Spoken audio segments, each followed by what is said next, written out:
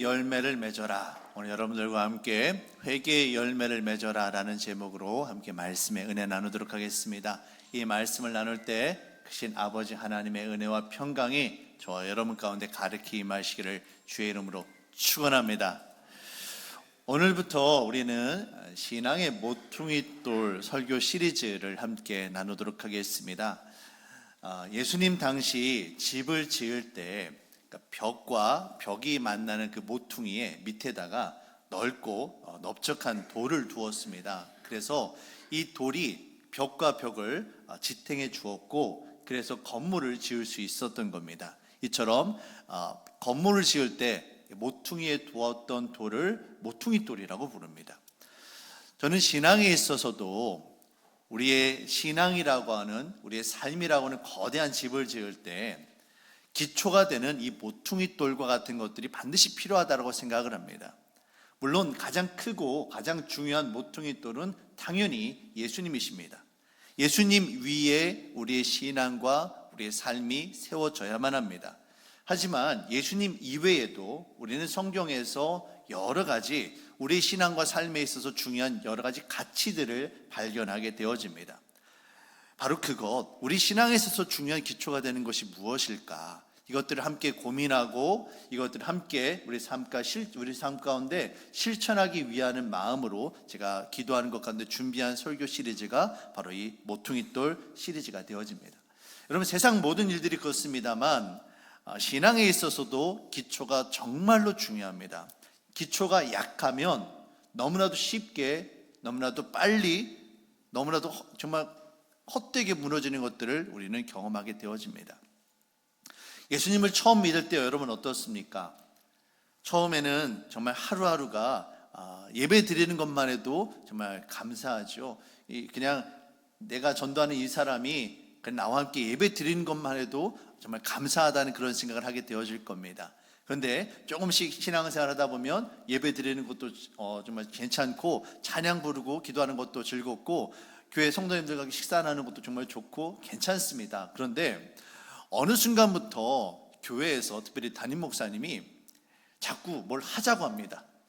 새가족반 성경 공부를 하자고 하고, 제자 훈련을 하자고 하고, 예배도 그냥 한 번만 딱 드리면 좋겠는데 오후 예배도 나오라고 하고, 수요 예배 금요기도에 나오라고 하고, 구역 예배도 참석하라고 하고, 심지어는 교회 봉사도 하고 전도 좀 하라고 하고, 자꾸 뭘 좀 하라고 그래요.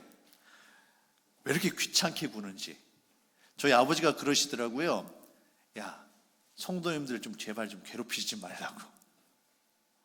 왜 이렇게 힘들게 하냐고, 자꾸 뭘 하라고 하느냐고 그런 얘기를 해요. 여러분, 왜 그럴까요? 여러분, 이걸 좀 아셨으면 좋겠습니다. 여러분에게 제가 자꾸 뭘 하자고, 특별히 성경 공부하고 뭘 자꾸 하자고 하는 것은요, 저를 위해서 하는 게 결단코 아닙니다. 만약에 저를 위한 거였다면요, 성경 공부 그렇게 많이 할 필요 없어요. 성경 공부 하나 하려면요, 거기에 들어가는 준비하는 시간과 모든 열정과 에너지 상당히 상당하거든요. 그냥 예배만 저도 딱 드리면 좋지요. 하지만 그럼에도 불구하고 이와 같은 것을 계속 하시자고 말씀을 드리는 것은 사실 여러분을 위해서이고요, 우리 교회를 위해서 그렇습니다. 우리의 교회가 성경이라고 하는 하나님의 말씀 안에서 기초가 든든하게 세워져가 있지 않으면, 그를 위하여 좀 더 굳건하게 세워져 가지 않는다면 우리 삶 가운데 어떤 작은 문제가 다가올 때 여지없이 우리는 무너지는 것들을 경험하게 됩니다. 이런 기초가 세워지지 않으면요, 아무리 예배를 참석하고요, 아무리 봉사를 하고요, 심지어는 내가 전도를 한다 할지라도 기초가 약하면 너무나도 쉽게 무너지고 마는 겁니다. 예수님의 비유 가운데 모래 위에 집을 짓는 것과 반석 위에 집을 짓는 사람의 그 비유가 나옵니다. 여러분, 누가 모래 위에 집을 지을까요? 어떤 멍청한 사람이 모래 위에 집을 지어? 그 말도 안 되는 거야 라고 생각하실 수 있습니다. 여러분, 그런데요, 의외로 모래 위에 집을 짓는 사람들이 정말로 많습니다. 여러분, 왜 모래 위에 집을 지을까요? 마르기 때문에 그렇습니다. 특히 집을 짓는 것은요, 시간과의 싸움이거든요. 시간이 많이 걸리면 걸릴수록 거기에 들어가는 사람과 어떤 돈과 이런 것들이 많이 들어가기 때문에 빨리 지으려고 합니다. 그리고 빨리 지으면 돈도 절약되어지고요, 그렇다 보면 겉은 더 화려하게 지을 수 있겠죠. 하지만 그 중심엔 무엇이 있느냐면 그 집을 빨리 지어서 그 집을 빨리 팔아서 내가 돈을 벌고자 하는 욕심이 그 안에 있다는 겁니다. 여러분, 사람이 욕심을 가지고 있다라면, 자기 욕심을 위한다라면, 여러분, 모래 위에 집을 짓는 집 그 이상도 합니다. 훨씬 더 놀라운 일들을 감당할 수 있는 게 바로 인간입니다. 이게 내 집이라는 생각을 가지고 있지 않기 때문에, 내가 그 집을 팔아서 내가 뜨는 그 어떤 유익을 얻고 그 집을 사람들이 과시하고 이런 생각에 사는 것이지, 정말 나를 위해서라면 그렇게 하지 않습니다. 반석 위에 집을 짓는 사람은 어떻습니까? 이것이 아무리 빨리 짓는 것이 중요하지 않아요. 정말 중요한 것은 그 사람에게 있어서는 이 집을 튼튼하게 짓는 겁니다. 왜 그렇습니까? 그 집에서 사는 사람을 생각하는 거예요. 내가 살든지 아니면 내가 사랑하는 사람이 살든지 누가 살든지 그 집에서 사는 사람을 생각하기 때문에 그 집을 튼튼하게 짓는 겁니다. 신앙도 마찬가지입니다. 우리가 정직하게, 얼마나 성경적으로, 무엇보다도 우리 신앙에 있어서, 우리의 삶에 있어서 주인 되시는 하나님과 우리 자신을 생각한다면 결코 쉽게, 결코 소홀히 생각해서는 안 되는 겁니다. 내 신앙이 얼마나 빨리, 얼마나 화려하게 지어졌느냐, 다른 사람들 앞에 내 신앙을 얼마나 자랑하느냐, 이게 중요한 게 아니에요. 때로는 늦더라도, 때로는 더디더라도 하나씩 차근차근 우리 신앙의 기초를 다듬어야 되는 겁니다. 그렇게 해서 우리가 예수 그리스도라고 하는 모퉁이 돌 위에, 성경이라고 하는 하나님의 말씀 위에 우리의 신앙이 든든히 세워져 갈 때, 그렇게 우리의 신앙이 세워져 가고 하나님께서 기뻐하시는 겁니다. 사랑하는 성도 여러분, 신앙의 기초 위에 우리의 신앙이 세워져 가고 우리의 교회가 든든히 세워져 갈 수 있기를 주의 이름으로 축복합니다. 오늘은 그 첫 번째 시간으로 회개에 대한 말씀을 좀 함께 나누려고 합니다. 신앙생활에 있어서 회개는 너무나도 중요합니다. 왜냐하면 회개로부터 사실 모든 것들이 시작되어지기 때문에 그렇습니다. 회개는 신앙생활의 시작이다라고 말을 해도 과언이 아닙니다. 마태복음 4장 17절 말씀을 보시면 성경은 이렇게 기록이 되어 있습니다. 이때부터 예수께서 비로소 전파하여 이르시되 회개하라, 천국이 가까이 왔느니라 하시니라. 예수님께서 천국 복음을 전하시면서 하고 싶으신 말씀 정말로 많았을 겁니다. 그런데 그 중에서 예수님이 가장 첫 번째로 하신 말씀이 뭐였습니까? 회개하라는 말씀입니다. 회개해야 너희들이 천국의 복음을 누릴 수 있다. 천국이 가까이 왔는데 너희가 회개하지 못하면 천국에 들어가지 못한다. 이런 말씀으로 우리는 이해할 수 있습니다. 얼마나 회개가 중요하면 가장 첫 번째로 하신 말씀이 회개에 대한 말씀이었을까요? 그런데 간혹 우리가 이 회개를 회개로 셈하는 것으로 오해하는 경우가 있습니다. 세상 마지막 날 주님께서 심판하러 오실 텐데 그 앞에서 이 죄들을 계산해서, 죄를 지은 것은 마이너스, 하나님 앞에 거룩하게 선한 행한 것들, 정말 사람들 도와주고 착한 행동한 것들은 플러스 해가지고 계산 따져가지고 이게 마이너스가 되면 하나님 앞에 벌 받고 플러스가 되어지면 천국 들어가고, 그렇게 셈하는 것으로, 회개하는 것으로 오해하는 분들이 계시다는 거예요. 그렇지 않습니다. 오늘 제가 여러분들과 함께 나누는 회개는 뉘우치고 고치는 것을 의미합니다. 회개는 뉘우치고, 잘못된 것을 뉘우치고 고치는 것을 의미해요. 내가 지금까지 살아온 삶을 돌이켜보고 이것을 고치는 겁니다. 고친다라는 것은요, 옳은 방향으로, 하나님께서 기뻐하시는 방향으로 살아갈 것을, 내 삶을 바꾸는 것을 의미합니다. 단지 내가 하나님 앞에 이런 잘못을 저질렀습니다, 하나님 이런 죄를 지었습니다, 죄의 목록을 이야기하는 것으로 끝나는 것이 아니라, 거기에 머무는 것이 아니라 하나님께서 기뻐하시는 삶으로 나를 바꾸는 거예요. 바꾸는 것이 진정한 의미의 회개임을 여러분 깨달으시길 바랍니다. 만약에 죄를 고백하는 것으로 회개가 끝났다라면, 예수님을 믿는 것으로 회개가 끝났다라면 예수님께서는 제자들에게 이런 말씀을 하지 않으셨을 겁니다. 마가복음 8장 34절에서 35절 말씀입니다. 무리와 제자들을 불러 이르시되, 분명히 무리와 제자들입니다. 이 무리는 예수님을 따르는 무리이고요, 제자들입니다. 이들에게 이렇게 말씀하세요. 누구든지 나를 따라오려거든 자기를 부인하고 자기 십자가를 지고 나를 따를 것이니라. 35절이요. 누구든지 자기 목숨을 구원하고자 하면 잃을 것이요, 누구든지 나와 복음을 위하여 자기 목숨을 잃으면 구원하리라. 예수님께서 제자들을 향하여 자기 자신을 부인하고 자기 십자가를 지고 예수님을 따르라고 말씀하십니다. 이미 이들은요, 예수님을 믿기로 결정한 사람들이에요. 이미 예수님을 믿고 회개한 사람들입니다. 그런데 그걸로 끝이 아니다라고 말씀하십니다. 회개가 끝이 아니라 자기 부인과 자기 십자가를 따르는 순종의 삶까지 나아가야만 진정한 제자라고 말씀하십니다. 결국 이것을 통해 우리는 뭘 깨닫게 되냐면 회개가 시작이 아니구나. 회개는 시작이지 결코 완성이 아니다.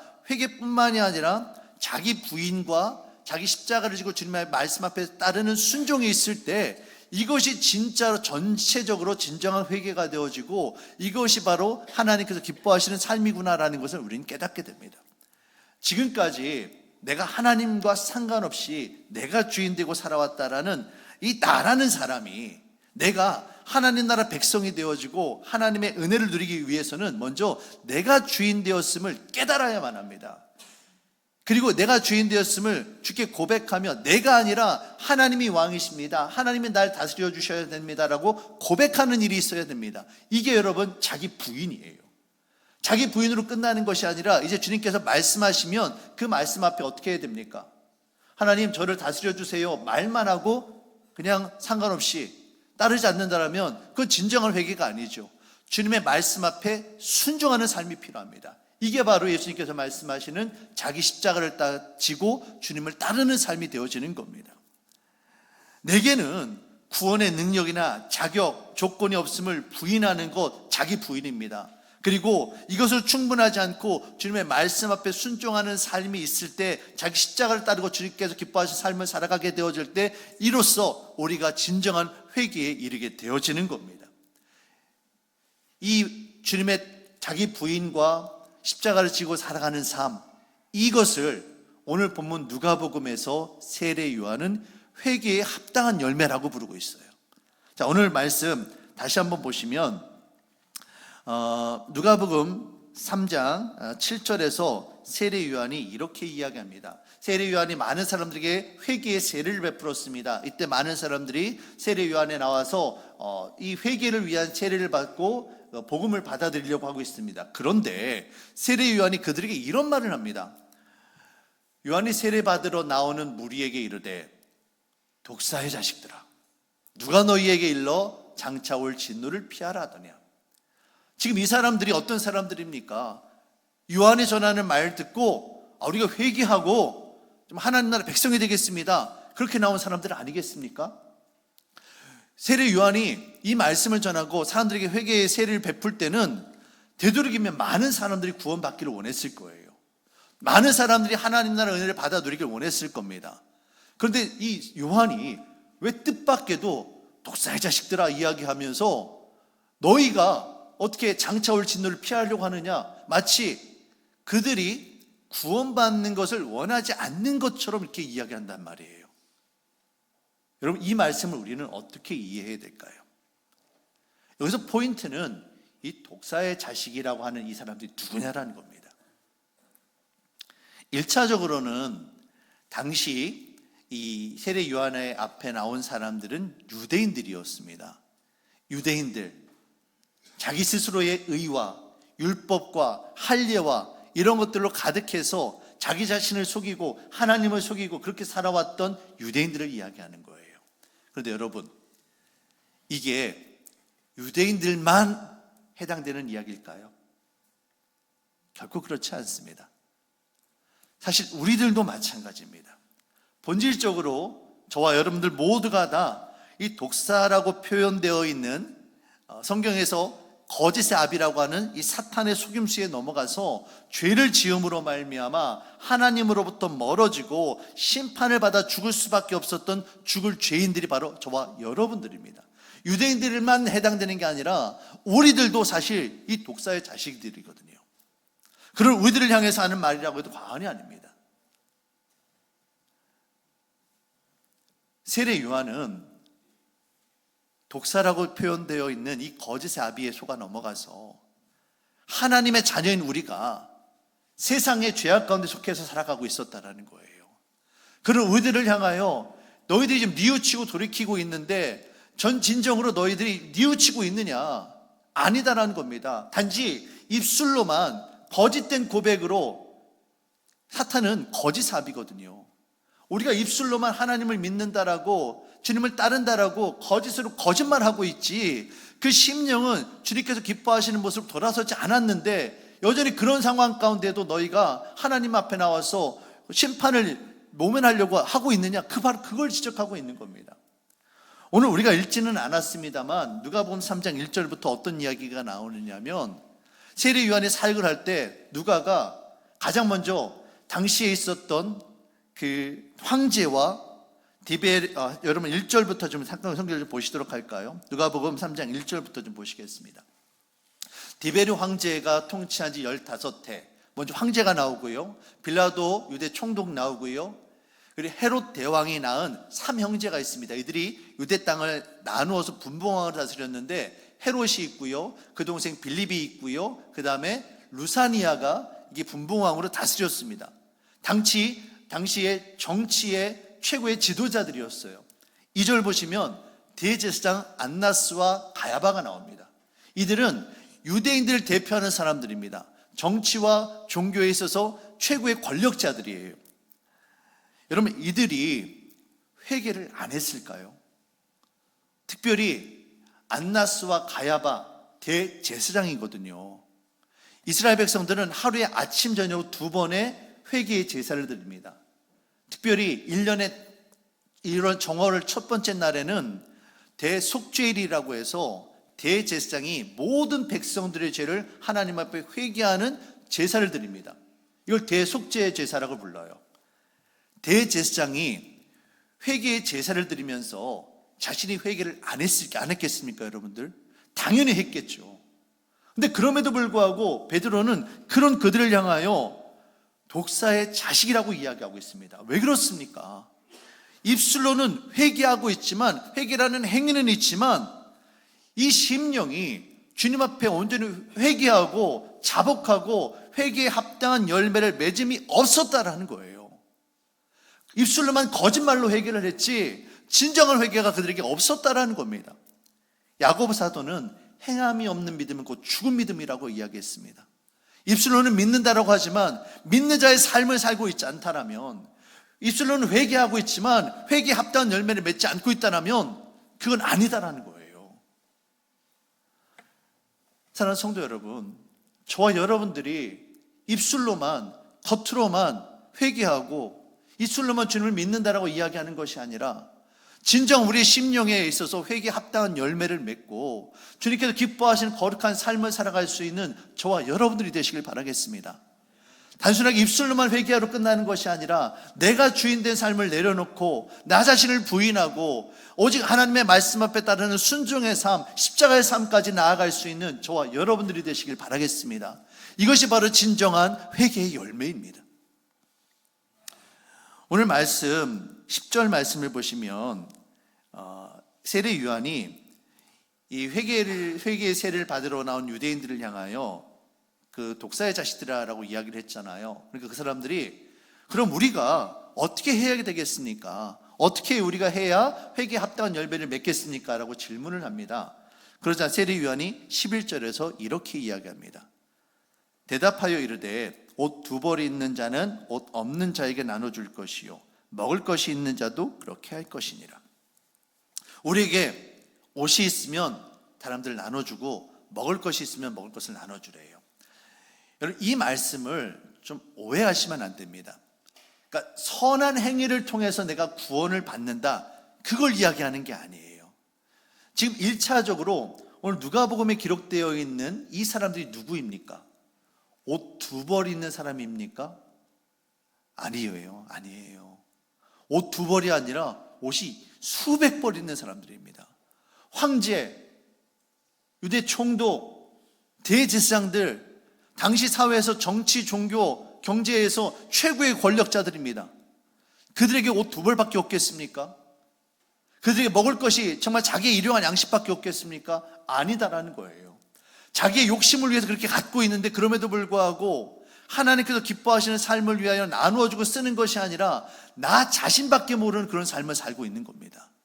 그런 그들을 향하여 너희가 진정 예수님을 믿고 회개하는 삶을 살고 있다면 자기의 것을 내려놓고 하나님께서 기뻐하시는 삶을 살라는 거예요. 그게 대표적인 예로 옷을 나눠주고 먹을 것을 이야기하고 있는 것이지, 우리가 어떤 이런 선한 행동을 함으로 말미암아 구원받는다라고 오해해서는 안 됩니다. 내 것이 아니라 주님께서 우리에게 맡겨주신 것을 인정하고 하나님의 뜻 가운데 사용해야 되는데, 지금까지 이들은 자신들의 욕심을 위해서 그렇게 싸워온 거예요. 바로 그걸 지금 내려놓으라고 이야기하고 있는 겁니다. 이 대목에서 우리는 예수님께서 받으신 시험을 떠올리게 됩니다. 여러분, 성경 말씀을 보시면 예수님께서 공생의 사역에서 말씀을 선포하세요. 회개하라, 천국이 가까이 왔느니라는 말씀을 선포하십니다. 그런데 그 이전에 어떤 일이 있느냐면, 가장 먼저 세례 요한에게 세례를 받으세요. 그리고 이 예수님께서 사탄에게 시험을 받으시는 장면이 나옵니다. 그리고 그 다음에 천국 복음을 전하세요. 여러분, 예수님이 어떤 분이십니까? 만왕의 왕이시고 하나님의 아들이십니다. 그런 예수님이 왜 세례를 받으셔야만 했고 왜 시험을 받으셔야만 했을까요? 예수님에게 어떤 자격을 갖추는 훈련과 어떤 증명이 필요했기 때문일까요? 결코 그렇지 않습니다. 성경은 우리에게 무엇을 보여주냐면, 회개하고 천국의 은혜를 누리기 위해서는 세례 요한이 이야기하는 회개에 합당한 열매를 맺고, 예수님께서 시험을 이기셨던 것처럼 이 시험을 이기는 것들의, 이런 시험을 이김으로 우리가 주님을 향한 믿음의 고백을 하게 되어질 때 진정한 회개에 이를 수 있음을 보여주고 있는 거예요. 그러면 예수님께서 받으신 시험이 무엇인가를 우리는 한번 생각해 봐야만 합니다. 첫 번째, 돌을 명하여 떡을 만들어 먹으라고 이야기합니다. 여러분, 이것이 무엇을 위한 시험입니까? 물질의 욕심이에요. 세상 욕심에 대한 시험입니다. 바로 세례 요한이 이야기했던 것과 일맥상통하는 이야기입니다. 두 번째 시험, 거룩한 성전에서 뛰어내려라. 이 시험의 핵심은 사람들 앞에 예수님께서 초자연적인 존재이고 능력을 갖춘 존재임을 보여주라는 겁니다. 그래서 하나님을 의지하는 것이 아니라 자신의 능력으로 성공하라는 겁니다. 지금 세례 요한이 얘기하고 있는 예수님께서 말씀하셨던 자기 부인에 대한 그 이야기가 마찬가지예요. 세례 요한이 하고 있는 이 사람들 어떤 사람들입니까? 세상에서 자기의 능력으로 성공하는 것처럼 착각하고 있는 사람들입니다. 그 시험을 우리에게 이기라고 말씀하고 계시는 겁니다. 마지막으로 세 번째 시험이 무엇입니까? 내게 절해라. 그러면 내가 세상 권세 능력 다 너에게 주겠다. 하나님을 부인하고 자기 스스로 높아지고 자기가 주인 되는 그런 삶을 살라고 사탄이 시험하는 겁니다. 예수님이 당하신 이 모든 시험들은 사실 우리가 모두 당하고 있는 시험들이에요. 우리에게 누구나 물질의 시험이 찾아오고요, 누구나 능력 있고 힘 있는 사람이 되고 싶어 합니다. 누구나 높은 지위, 명예를 누리고 싶어 합니다. 하지만 이것들은 결코 주님께서 기뻐하시는 합당한 열매가 아닙니다. 내가 원하는 열매이지 주님께서 기뻐하시는 삶의 열매는 아니다라는 겁니다. 이런 시험들을 이겨낼 때 우리가 진정 회개에 합당한 열매를 맺을 수 있음을 여러분 믿으시길 바랍니다. 오늘 성경이 말하는 회개는 단순히 회개하면 죄가 없어지고 용서받는 것을 뜻하지 않습니다. 회개는 끝이 아닙니다. 회개는 비로소 시작인 거예요. 회개함으로 이제 회개의 열매를 맺는 성도의 삶을 시작하는 겁니다. 나 자신을 부인하고 주님의 말씀 앞에 순종하는 믿음의 삶을 살게 되어질 때 이 회개가 시작이 되어지고 예수님이 당하셨던 그 시험들을 이겨내고 마침내 우리가 회개에 합당한 열매를 맺게 되어지는 겁니다. 그리고 더 나아가서 이와 같은 회개가 결코 나의 개인의 영역에만 머물러서는 안 됩니다. 내가 진정 회개에 합당한 열매를 맺었다면, 내가 변화된 삶을 살았다면, 여러분 누가 가장 먼저 알까요?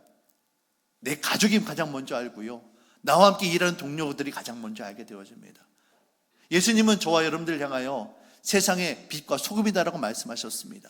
빛과 소금이 되라가 아닙니다. 예수님을 믿으면 당연스럽게 우리의 삶 가운데 빛이 나타나고요, 소금과 같이 짠맛이 나는 거예요. 그런데 그런 우리들이 예수님을 믿는다고 하면서 그런 삶의 변화가 없다라면, 회개에 합당한 열매를 맺지 못한다라면 그건 가짜라는 겁니다. 오늘 누가복음 3장 3절에서 6절 말씀을 보시면 성경은 이렇게 기록이 되어 있습니다. 여러분 눈으로 좀 성경을 좀 보시고요, 보시죠. 요한이 요단강 부근 각처에 와서 죄사함을 받게 하는 회개의 세례를 전파하니, 자, 세례 요한이 회개를 위한 세례를 전파를 했습니다. 그랬더니 이걸 보고 누가가 4절 말씀 보시면 선지자 이사야의 이야기를 합니다. 그러니까 이거는 누가의 해석인 거예요. 세례 요한이 전하는 세례를 보고 누가가 이사야의 말씀을 떠올린 겁니다. 세례 요한을 통하여 지금 이사야의 말씀이 성취되고 있구나, 이걸 우리에게 이야기하고 있는 겁니다. 자, 그럼 이사야는 어떤 이야기를 했을까요? 자, 광야에서 외치는 자의 소리가 있어 이르되 너희는 주의 길을 준비하라, 그의 오실 길을 곧게 하라. 세례 요한이라고 하는 광야에 외치는 자가 있었고, 이를 통하여 주의 복음이 증거되어졌습니다. 그래서 주가 오실 길, 주님께서 우리에게 오셔서 우리들을 하나님 나라 백성 삼아 주시는 그 은혜의 길이 열렸는데, 어떻게 그것들이 이루어지느냐? 5절 6절 말씀 보시겠습니다. 모든 골짜기가 메워지고 모든 산과 작은 산이 높아지고 굽은 것이 곧아지고 험한 길이 평탄하여질 것이요. 여기서 골짜기는 여러분 무엇을 말하겠습니까? 낮은 곳, 깊은 곳입니다. 사회적으로 이야기한다면 사회적 약자예요. 가난하고 병든 자들입니다. 또 우리 개인적인 영적으로 이야기한다면 우리가 가지고 있는 낮은 자존감입니다. 우울, 어떤 상처, 불안, 염려, 우리가 가지고 있는 고통들, 이런 것들입니다. 이런 것들이 메워져야 된대요. 주님의 말씀으로, 주님의 은혜로 채워져야만 된다는 겁니다. 두 번째로, 모든 산과 작은 산, 높든 낮든 산은, 성경에서 말하는 산은 대부분 왕들, 권력자들을 이야기합니다.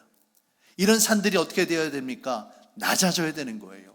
내가 가지고 있는 지위, 내가 가지고 있는 능력, 내가 가지고 있는 재물, 나 자신을 위해 자랑하고 과시하는 것이 아니라 낮아져야 되는 겁니다. 오늘 우리에게 적용한다면 이것이 무엇이 되겠습니까? 자기 교만이에요. 내가 왕이 되어지고 내가 높아지고자 하는 그 교만함이 낮아져야 되는 겁니다. 예수님께서 말씀하신 바로 자기 부인입니다. 굽은 것이 곧아지고 험한 길이 평탄하여지고. 여러분, 길이 왜 삐뚤삐뚤 되어질까요? 길이 가다가 고른 길로 가는 게 아니라 자꾸만 내가 가고 싶은 길로 가는 거예요. 다른 길로 가는 겁니다. 그런 길이 곧아져야 된대요. 왜 어떻게 곧아집니까? 주님께서 가라고 말씀하시는 그 방향으로 내 인생길이 반듯하게 펴지는 거예요. 그러기 위해서 무엇이 필요합니까? 주의 말씀 앞에 순종하는 것이 필요한 겁니다. 이처럼 자기 자신을 부인하고 주의 말씀 앞에 순종하게 되어질 때 어떤 은혜가 임하게 되느냐? 6절입니다. 모든 육체가, 그가 높은 자이든지 낮은 자이든지, 심지어는 주님 앞에 범죄하였던 자들일지라도 이렇게 높은 것이 낮아지고 매우 낮아졌던 것들이 채워지게 되어지면 모든 육체가 하나님의 구원하심을 보리라. 이 말씀을 성경은 우리에게 이야기하고 있는 겁니다. 사랑하는 성도 여러분, 참된 구원은 나 한 사람 죄 용서받았다라고 끝나지 않습니다. 나로부터 시작해서 높은 산이 낮아지고 골짜기가 메워지고 나로부터 시작해서 하나님의 사랑과 은혜가 흘러가야만 해요. 나 한 사람 하나님을 사랑한다고 끝나는 게 아닙니다. 내가 정말 하나님을 사랑한다면 나의 마음 가운데 하나님께서 사랑하신 그 사람들이 들어와야 되고요, 그들을 사랑하고요, 섬기고요, 그렇게 해서 내게 있는 것을 나눠주고요, 옷 2벌에 있는 거 하나 나눠주고요, 내게 먹을 것이 빵이 2개겠다면 하나 나눠주고요, 이런 사랑의 섬김이 당연히 나타나는 거예요. 사랑하는 성도 여러분, 말씀을 마무리하겠습니다. 주님은 오늘 우리들에게 회개에 합당한 열매를 맺으라고 말씀하고 계십니다. 단지 주여 주여 이름을 부르는 것으로 끝나는 것이 아니라, 우리가 잘못했다고 회개하는 것으로 끝나는 것이 아니라 진정 주께서 기뻐하시는 삶으로 변화될 것을 우리에게 말씀하고 계세요. 나 자신을 부인하고 주께서 기뻐하시는 삶을 향하여 순종하며 나아갈 수 있는 그런 저와 여러분들이 되시길 바라겠습니다. 이처럼 진정한 회개의 열매를 맺으며 살아가게 되어질 때 우리의 가정과 우리의 직장과 우리 교회 공동체가 변화되어질 것이고, 하나님의 나라, 하나님의 은혜가 더욱더 우리에게 충만히 임하게 되어질 것입니다. 이처럼 회개에 합당한 열매를 맺으며 주께 영광 돌리며 살아가는 저와 여러분들 모두가 되시기를 주의 이름으로 축원합니다. 사랑의 주님, 참으로 감사합니다. 회개하라, 천국이 가까이 왔느니라 주님 말씀하셨습니다. 그 말씀 앞에 우리가 순종하며 주님을 따르기로 결단하였습니다. 그러나 여전히 우리에게는 회개에 합당한 열매가 맺혀지지 않고 있습니다.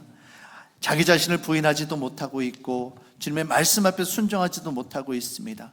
주님, 우리 연약함을 주께 고백하오니 주님, 우리를 변화시켜 주시고 회개에 합당한 열매를 맺으면서 살아갈 수 있도록 주님 인도하여 주시옵소서. 우리 가운데 높은 것이 있다라면 낮아지게 하여 주시고, 주의 은혜로 채워져야 될 것들이 있다라면 메워지게 하여 주시옵소서. 굽은 것이 있다라면 주의 말씀 앞에 곧아지게 하여 주시옵소서. 회개에 합당한 열매를 맺음으로 온전히 믿음 가운데 살아갈 수 있도록 주님 축복하여 주시옵소서. 감사하며 예수님의 이름으로 기도합니다. 아멘.